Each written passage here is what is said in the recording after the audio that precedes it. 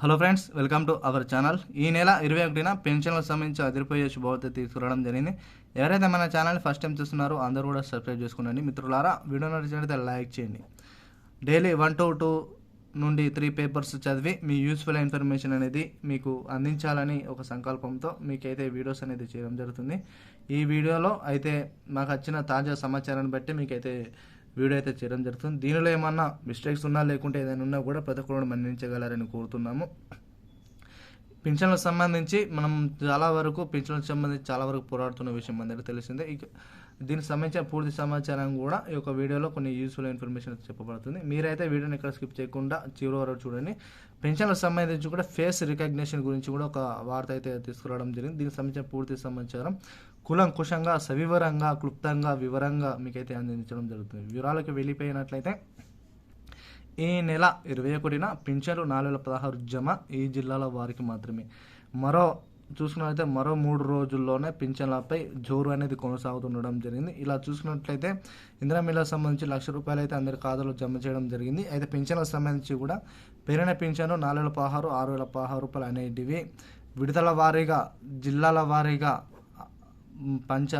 విడుదల చేయని కూడా ప్రభుత్వ సలహాలు అయితే చేయడం జరిగింది. ఇలా జిల్లాలో చూసుకున్నట్లయితే మొదటగా మనం చూసుకున్నట్లయితే మనకు ఇటు చూసుకున్నట్లయితే కరీంనగర్ డిస్టిక్ అయినా, అదేవిధంగా కామారెడ్డి, అదేవిధంగా ఖమ్మం, ఇలా చూసుకున్నట్లయితే మనకు ఖమ్మం, ఆదిలాబాద్, అదేవిధంగా హైదరాబాద్, అదేవిధంగా సిద్దిపేట్, ఇలా చూసుకున్నట్లయితే మనకు హైదరాబాద్ సంబంధించి చూసుకున్నట్లయితే అంటే రంగారెడ్డిలో హైదరాబాద్ వరకే వేయడం జరుగుతుంది.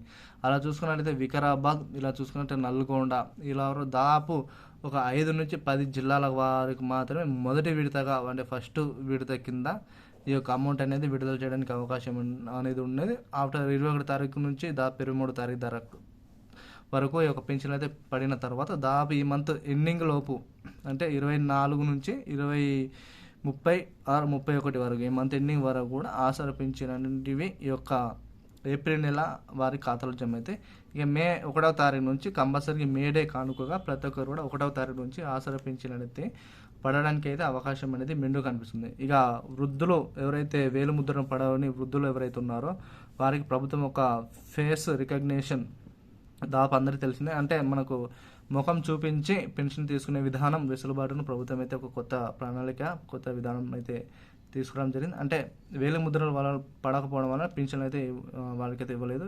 ఇక మీదట ఫేస్ అంటే మన యొక్క ముఖము చూపించి వారికి ఫేస్ రికగ్నిషన్ కింద పెన్షన్లు తీసుకునే వెసులుబాటు అనేది ప్రభుత్వం అయితే కల్పించబడింది. దీనిపై సర్వత్రా హర్షం వ్యక్తం చేయడం వలన పెన్షన్దారులకు ఒక భారీ ఊరట అయితే లభించనుంది. ఇక ఆసరా పెన్షన్ సంబంధించి మరో 3 రోజుల్లో పడడం వలన ప్రతి ఒక్కరు కూడా మీకైతే పడితే కామెంట్ రూపంలో తెలియజేయండి. మీ యొక్క డిస్ట్రిక్ట్ అయితే మెన్షన్ చేయండి. వీడియో నచ్చితే లైక్ చేయండి, షేర్ చేయండి. Thank you.